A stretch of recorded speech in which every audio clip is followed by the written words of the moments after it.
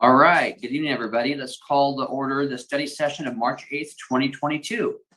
Donna, do a roll call, please. Yes, I will. Councilmember Gutierrez. Here. Councilmember McDowell.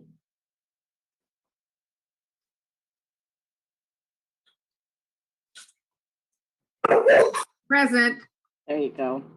Deputy Mayor Schmidt. I'm here. Councilmember Peterson.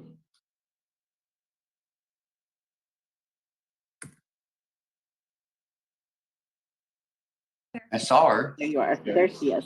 Mayor Inesco. here. Councilmember Bode. Here. And Councilmember Sherman. Here. Thank you. All right. We have two study session items this evening. The first item is the sign ordinance. The city manager, Jeff Knighton, has details for us. Thank you very much, Mayor, Deputy Mayor, members of council. So the sign ordinance, the draft sign ordinance that we bring forward to you tonight for discussion. A couple of things I wanted to point out just as background information. So this sign ordinance dates from 1995 and several elements were updated in 2002. So it's about 20 years old for the most part. And you'll see in the recitals to the ordinance that whereas this ordinance is extraordinarily lengthy and complicated, containing over 9,000 words, and the new code is significantly simpler and approximately half the size of the current code as it exists. This follows along with the philosophy that we're trying to implement to make it more clear, easier to understand for everybody, and make it much simpler to implement. So I wanted to go over a few elements of the sign ordinance, and we've engaged with the Chamber of Commerce, the Government Affairs Committee from the Chamber of Commerce, to make sure we received their input. Following your discussion tonight, if we add, delete, or change anything, I'll make sure to re-engage with that group so that they understand what the changes are and how they may impact the business community. So first couple of things I wanted to go over are the definitions. And in one of the Chamber's Government Affairs Committee's concern was a blade sign and whether that was the same as a teardrop or temporary sign. And it is. That's the way it's defined now. We can certainly look to find different definitions of those two things. Temporary signs have a little bit different requirements in length of time and those types of things for what's approved. And then we go through all the different signs and defining what they are: off-premise sign, a freeway-oriented sign, ground sign, a projecting sign like you would see in a movie theater with a little marquee out front. But really the biggest one, I think, is just defining what a sign is. And that is at the bottom of page 3, and it means any medium, including structural and component parts, that is used or intended to be used to attract attention to the subject matter for advertising, identification, information purposes. So that's the big one. And then a temporary sign is any sign, banner, pennant, flag for advertising displays. And it can be constructed out of wallboard or other light materials with or without a frame and intended to be displayed for a limited period of time only. So, on the temporary signs, there's a maximum size of 16 square feet, pretty decent size, and they shall be made of weather-resistant materials and shall be firmly anchored to the ground or a structure and shall be maintained in good repair. That's a big one. And a form of temporary sign is political signs that we all see around campaign time. And those types of signs, we've incorporated Washington Department of Transportation's requirements for those. Those are stem from RCW 47.42, which is the Highway Advertising Control Act, and they are implemented by Washington Administrative Code 468-66050. And basically the regulations are that they have to be removed no later than 10 days following the election, and that you have to have the property owner's permission to install the sign. So moving on, for exemptions for the permit requirements for signs, no permanent sign more than 2 square feet in sign area shall be erected without a permit. So anything larger than 2 square feet would require a permit under this draft. And when you're installing permanent signs as part of a development, a signage plan will be required. We need an accurate plot plan and shows the location detail, all those types of things. And then prohibited signs, the big one here is the animated or flashing signs. And that is to prevent distraction to drivers, so they're not distracted when they're operating a vehicle. And then off-premise signs are another big one. Those would be prohibited under this code.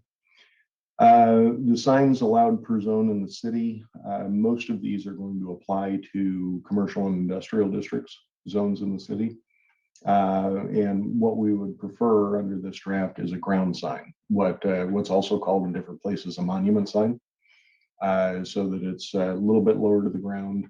But if you need a pole sign, or what we call in this draft a freestanding sign, they're permitted only where it can be demonstrated that ground signs are not feasible due to topography. So if you have something that you need to advertise, but you're coming up a hill or around a corner and a pole sign is necessary in order for you to advertise your business, then we would allow those.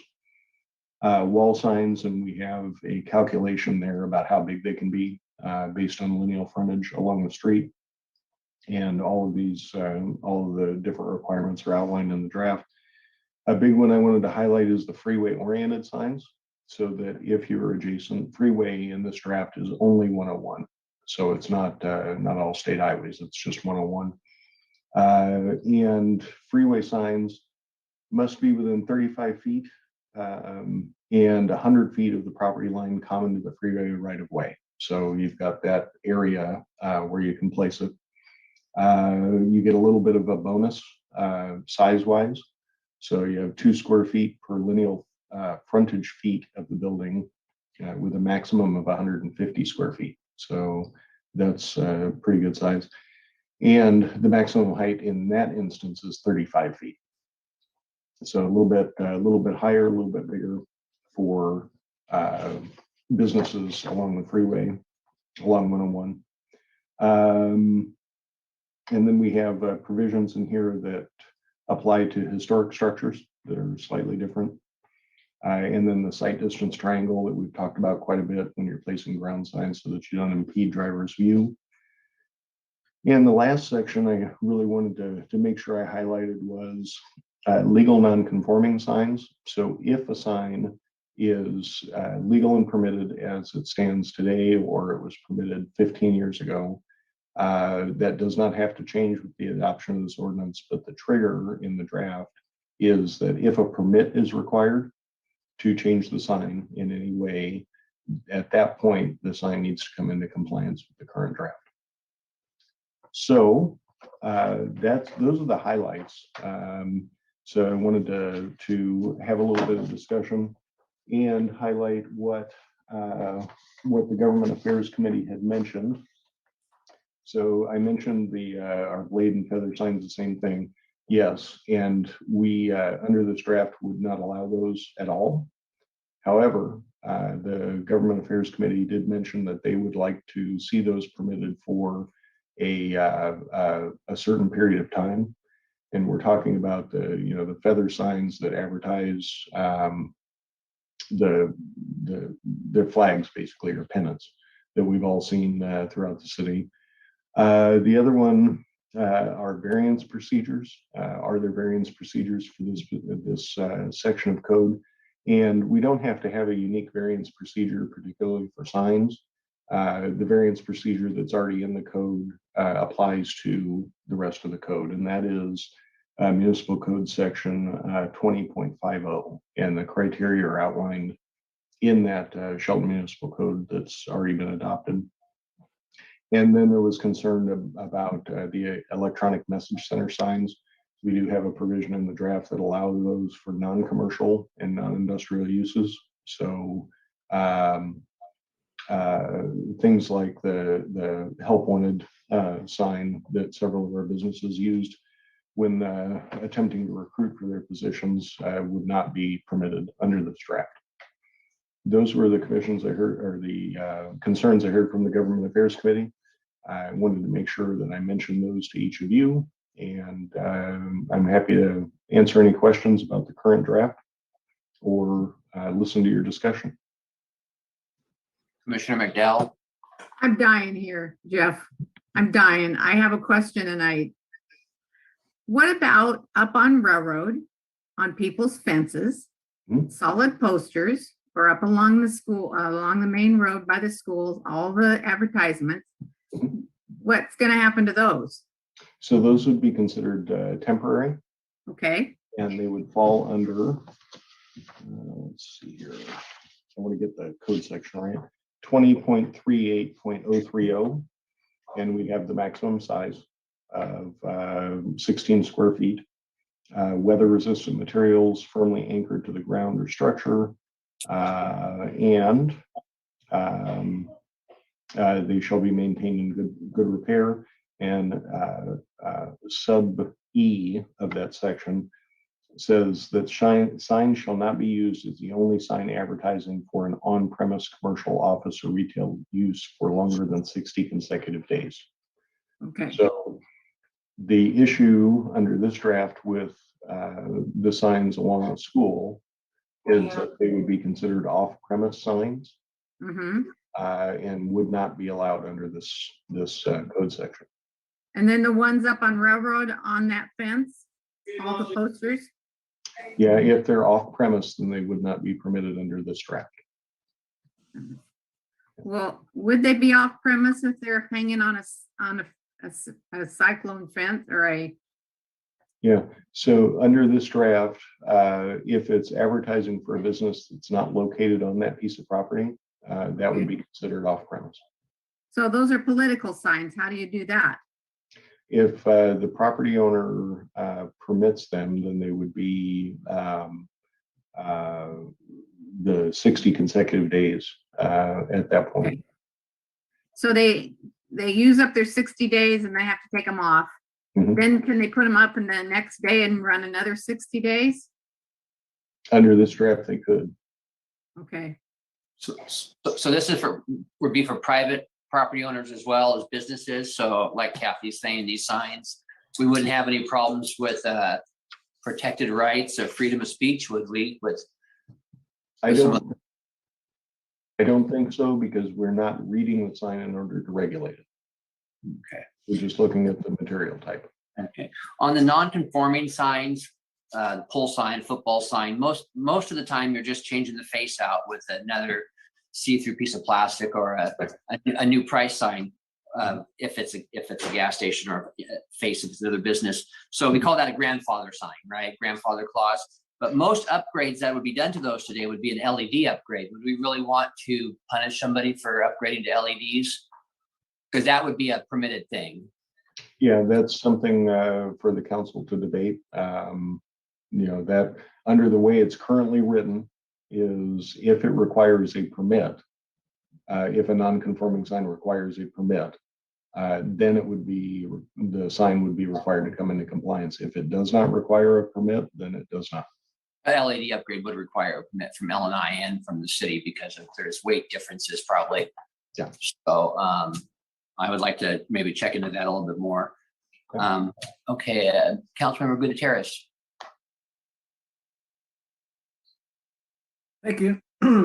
I was noticing that on Railroad Avenue, there are some businesses that have maybe something artistic and it's large, and not, conforming to all the standards. I was wondering what if I were that business owner, how would I comply? would I have to get a sign permit and then say anything more in the future is going to be regulated more strictly? Is that? Yeah. So the way we have sign defined in here is that it's any medium. So it could be, paint. And if it is part of the building now, in the size per lineal foot of street frontage, it would be too big under the current code. If they don't, or I'm sorry, under the draft code, if the business does not have to come in to get a permit to change it, we wouldn't require that it be changed.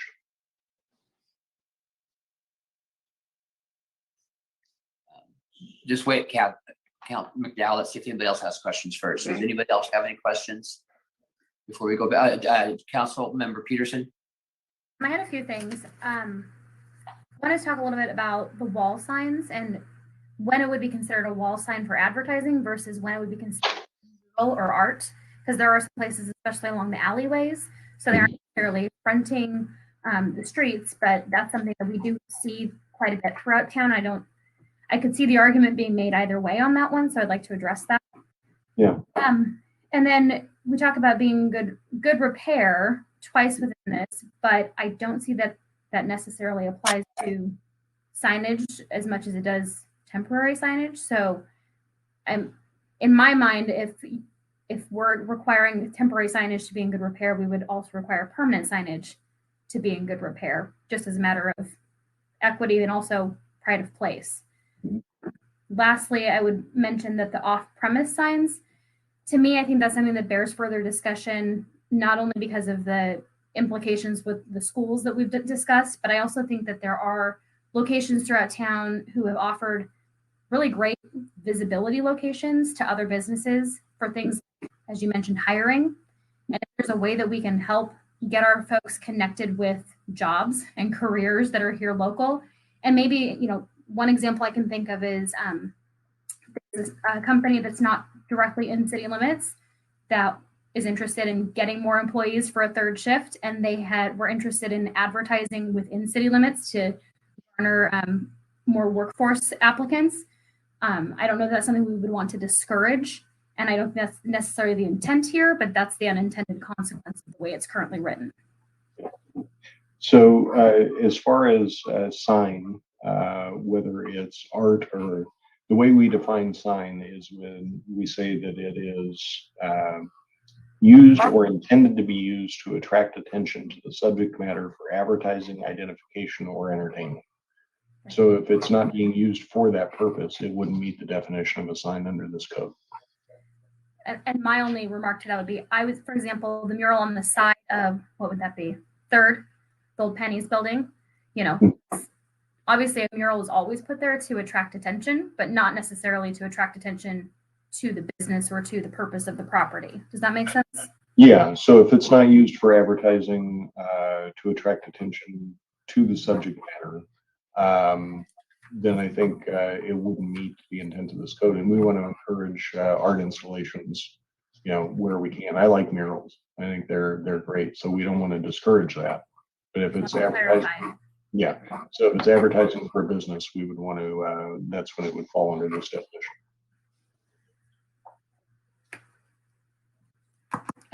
Deputy Mayor Schmidt.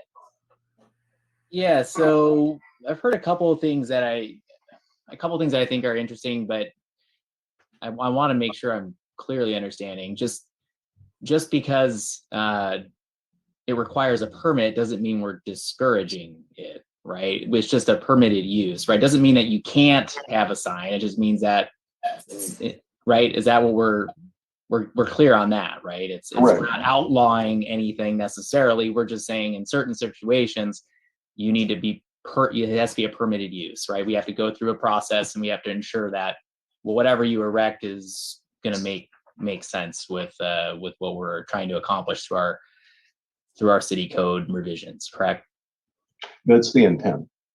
Right. Okay. So, I don't think as written today, we're really discouraging the use of signs. I think we're just simply clarifying where we're at. I think there's, some good validation to, maintaining our downtown character. And it's not just downtown as well. This is citywide, right? So that I was pretty locked into, railroad and not thinking more wider into the whole city, but yeah, we want to maintain a certain character. We want to maintain, a clean look and feel kind of thing, a community where people want to be. I'm supportive of some of these housekeeping ordinances that, bring things closer to the vision that we're looking to create here. All while though, making sure that, we're not stopping or, causing an impact to any economic activity in the community as well. So I think there's a good balance here. I think more conversation though on, what maybe today is acceptable and tomorrow will not be, not a permitted use, something that we will say is not to code. I mean, I'd like to better understand around town, maybe where those contentious situations might be. And again, going back through what we've been doing thus far with the educate first, bring people along with us before we move to enforcement activities where we're forcing somebody to take down a sign. We've worked with them a little bit, and I know we share that same goal, but I just want to make sure that's reiterated tonight. Thank you. Well, that brings me back to the non-conforming signs, and Councilmember or Deputy Mayor just mentioned. So if we have a Columbia Bank has a big pole sign right there. If they were to upgrade that LED would require a permit, you would say, well, that sign is non-conforming and we would need to have you put a monument in there. That would be a financial burden on a business. Mm-hmm. So that's what I was saying, and Council or Deputy Mayor doesn't think that's going to happen, and that is going to happen. So that's what I want to kind of follow up on is if that sign needs a new face on it, and the square footage is obviously going to be the same, so that wouldn't require a permit, but any electrical work would require a permit.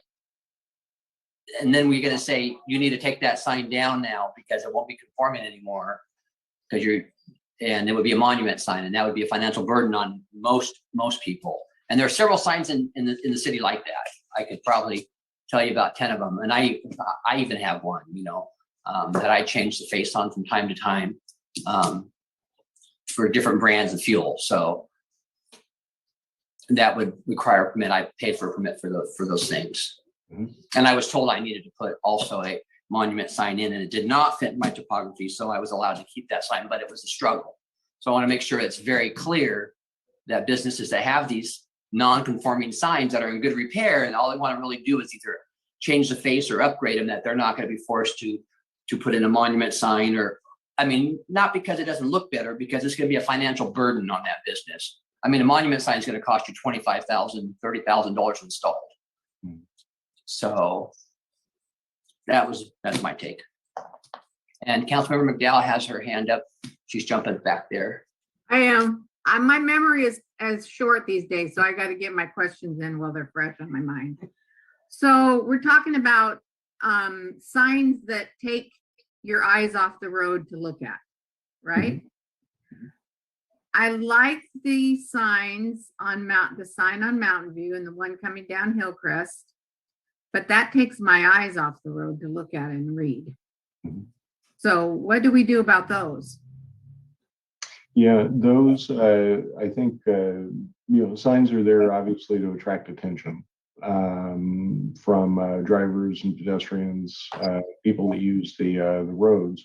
What we want to make sure of, though, is that the signs that are, the brightly lit or the video signs, I'm sure everybody has seen those in one place or another. Those are the ones that we would, under this draft, would not permit. Okay, all right. Kind of like that big one in Tacoma and Fife as you're coming down the hill. Very those much. Ones, definite. Okay, I understand. Thank you. All right. Any other questions for City Manager Knighton?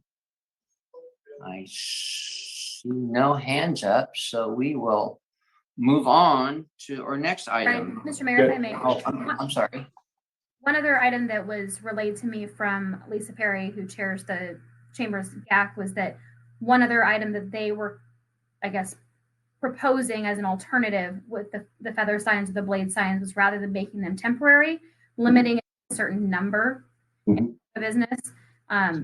So one thing that we've seen, like when Ray Frederick had Garage Sale Maniacs, he had two out front and they would change out for like, you know, he had a grand opening and then Saturday sale, and they were in good repair and they weren't a mess. But then you have other places where they are tattered and not in good repair, and 4 of them are shoved in one hole and they become hazardous. So would that maybe be another thing to look at, rather than just marking them as temporary, is allowing those to be limited in number or in certain zones? And so I want to make sure I forwarded that question on behalf of Lisa Perry and the GAC.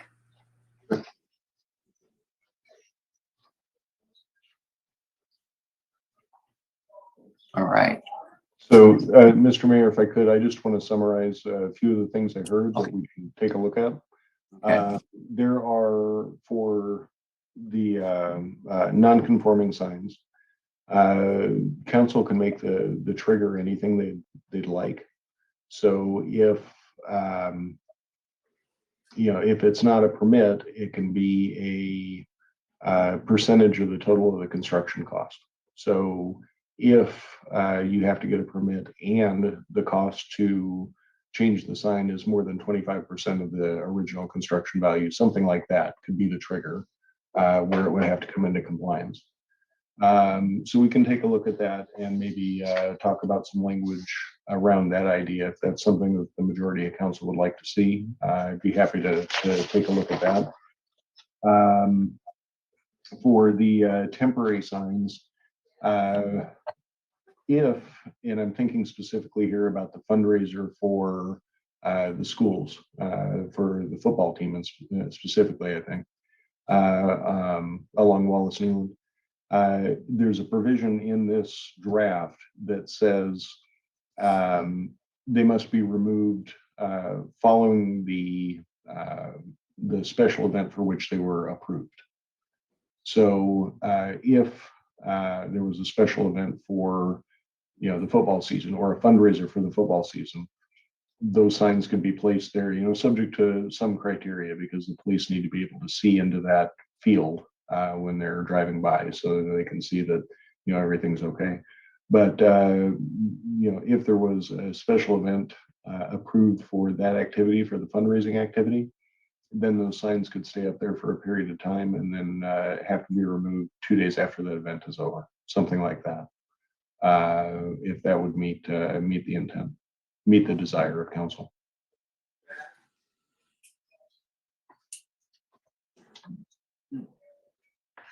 But if they were just on school property, it wouldn't be an issue, correct? It's an issue, the school Yep. sign thing, it's only an issue because it's on the fence, which is right up against the sidewalk, correct? Well, they're off-premise signs because they're advertising a business that doesn't exist on that property. Right. But it could be, you know, one way that we could look at it is for an activity like that, you know, as part of a special event, which is a fundraiser for the sports team, then they could be permitted up to a certain number, depending on, you know, the length of the fence, until 2 days after that fundraiser ends, something like that.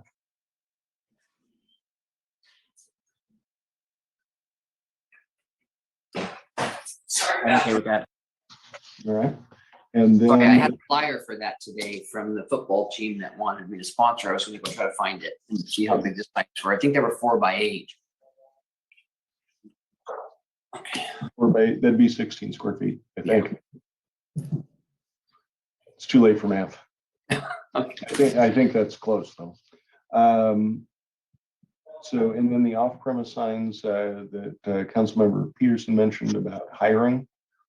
Is council interested in a carve out for employment purposes, or, you know, some similar language that we can work on and propose? Well, I just call them community service signs or information. Okay. That sound like that would work. Kind of like we have our sign up there on Olympic Highway. Yeah. Yeah. So same thing, we just call it community service. I mean, you can't advertise a business, but if you need to, you know, apply here or whatever. It's a public information tool. Yes. Correct. It doesn't advertise. All it advertises PUD 3. Right. Yeah, we need to think about that one. Okay. Did I miss anything in council's comments? Can you talk a little bit about the offensive material? And you talked about the Supreme Court decision a little bit in correspondence, but I think it would be good to share that a little bit, where we're at with that and First Amendment. Yeah.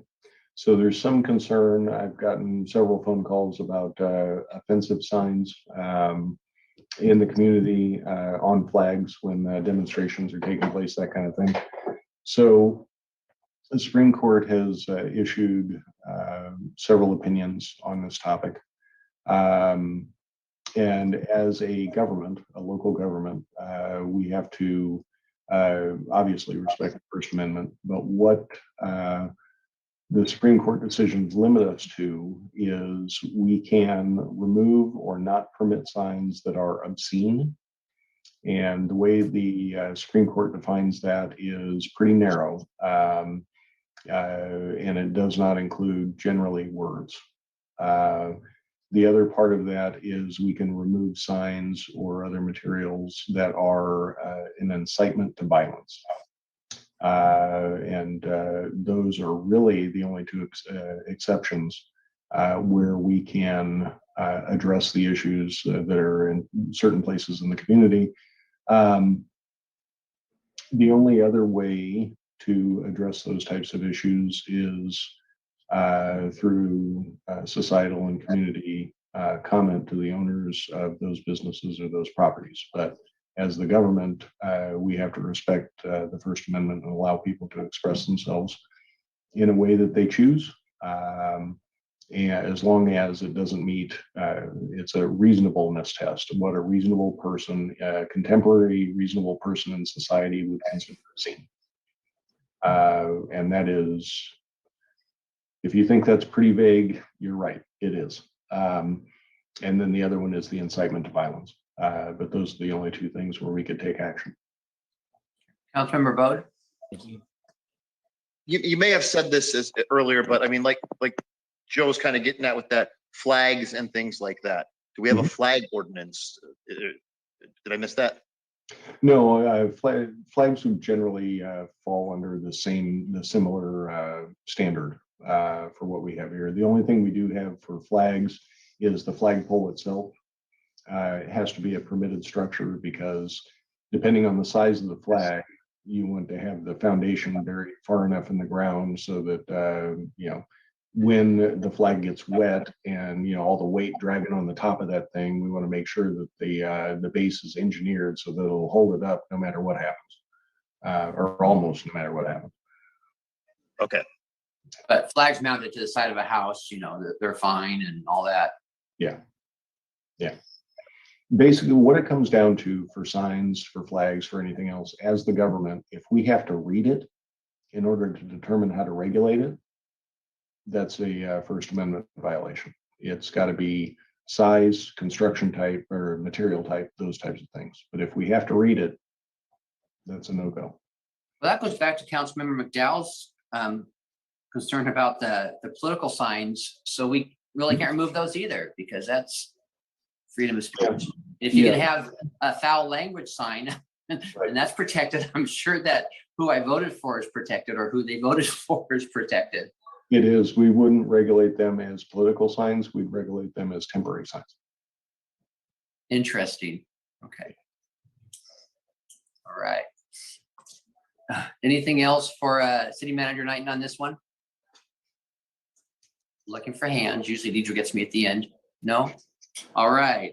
So our second study item is Graffiti Ordinance. Jeff has more information for us. In the right spot here. Way too many papers. Isn't it great? In 2022, we're still using things. Okay, so graffiti ordinance. This one is not replacing current part of our code. This is a brand new section. In our current code, when I searched for it, the word graffiti only appears once, and that's in the sign code. So we wanted to make this a separate section. And this section defines what graffiti is. And graffiti is any unauthorized inscription, word, letters, numbers, figure, picture, or design, regardless of content, which is drawn or painted on any surface of public or private property that is visible from any public right of way. So visible from the street, visible from the public trail, those types of things.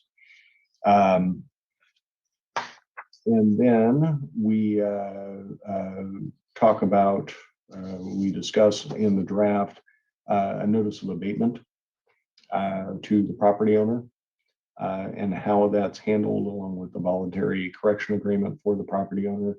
Now, this is a companion piece. If you remember when, before Chief Moody retired, he had proposed a program that would provide to property owners that were impacted by graffiti. The city would take care of the materials, or the city would take care of the labor. We could do one or the other, but it's important that as soon as graffiti is found, that it's addressed as quickly as possible. And that's what this ordinance is driving at. Now, the program to provide either the material or the labor to impacted property owners is a separate program than the ordinance. And I don't recommend that language be codified, be put into an ordinance and into code. It's just a separately run program that I will work with our police officers, our code enforcement officers, and the community service crews from municipal court. So with that, the other part that I did want to mention as well. So as far as penalties for graffiti, I had a couple of questions about that from council members and a couple of members of the public. So graffiti is determined to be malicious mischief in either the 3rd degree or the 2nd degree.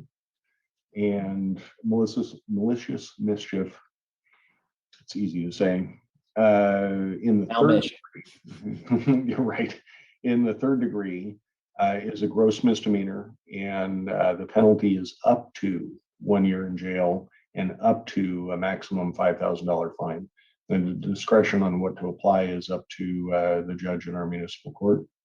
But 3rd degree is the most common that our police address, and it is damage less than $750.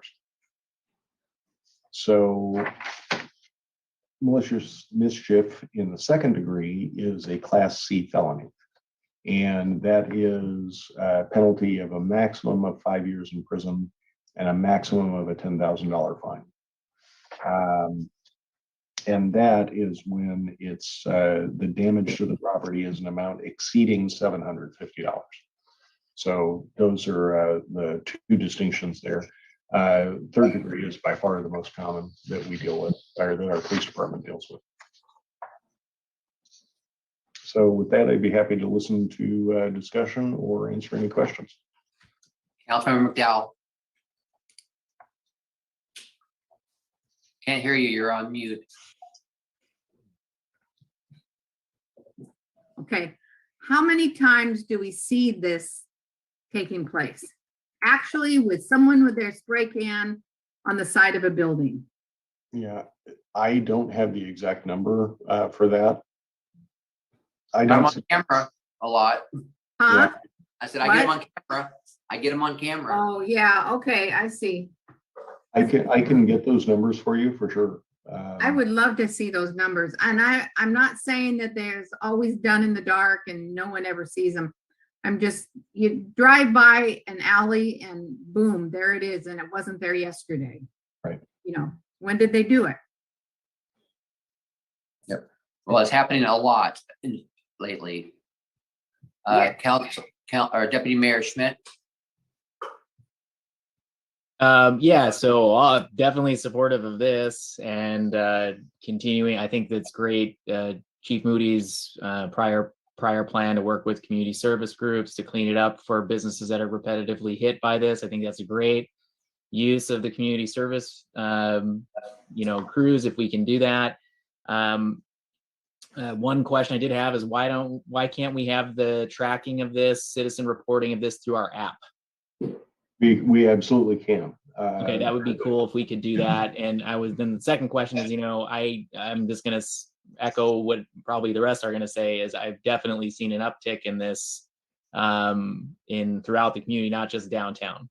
So yep, all for whatever we can do to kind of mitigate this and collect the data on it as well. So, I would assume law enforcement would be interested in certain tagging as well from their purposes. So whatever we can do to crowdsource some of the data collection on this would be helpful.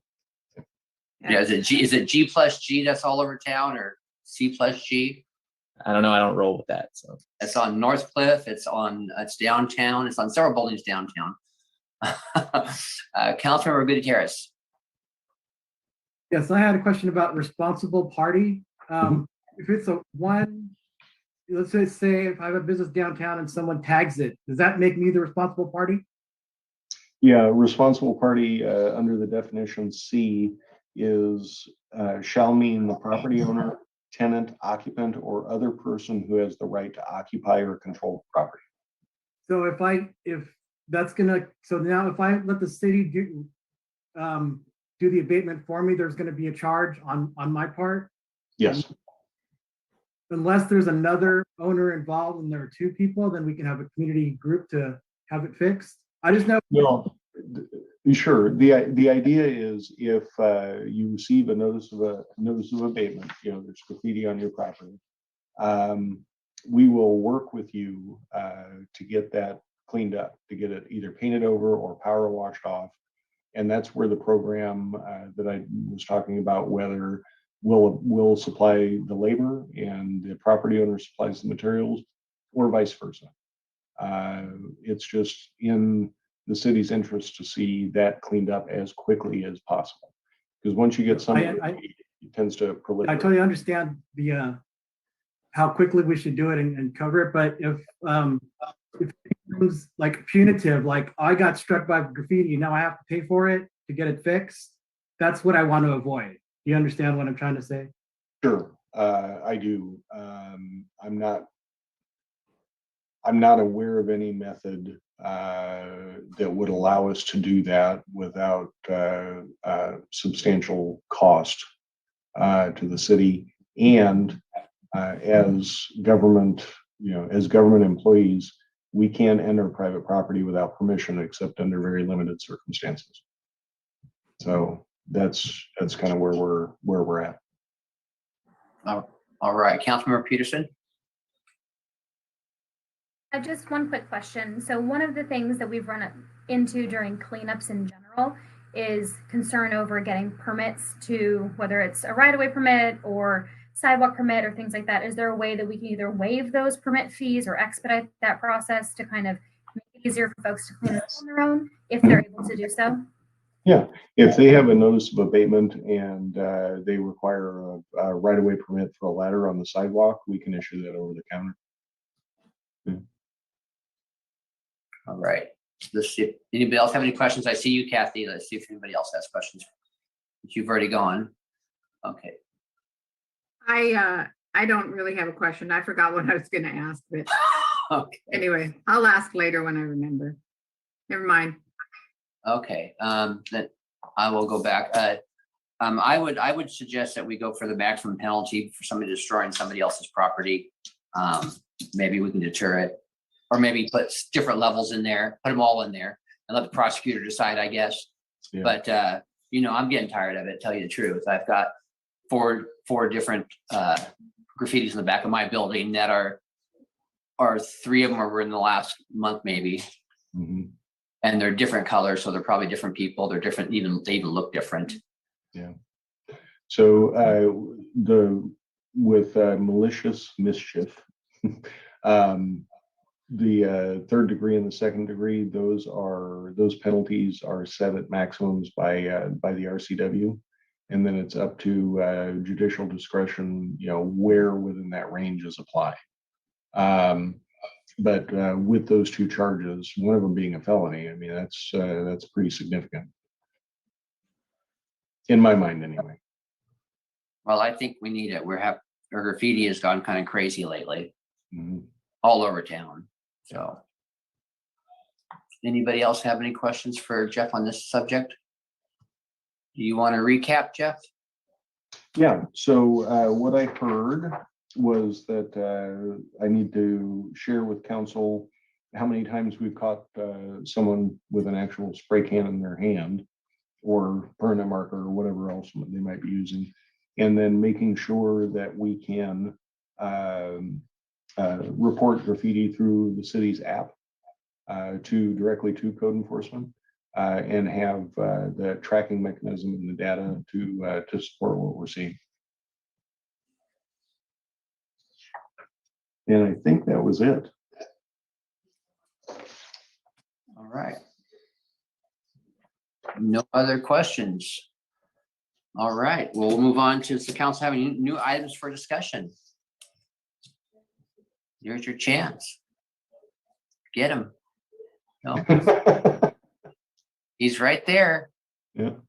All right, okay. Well, then we will, Councilmember Bode had his hand up. oh, I'm sorry, I was flipping screens. Councilmember Bode. I don't know if we were just moving on to another subject or not, but I didn't know if this was the time we were going to talk about chickens. No, that's, No, we have that scheduled for your study session on April 12th. Okay, I'm just so Thanks, Dave. excited about it. right. All right, that's it. Okay, this study session is adjourned at 6:46 p.m. Everybody have a good evening. Thank you. Recording stopped.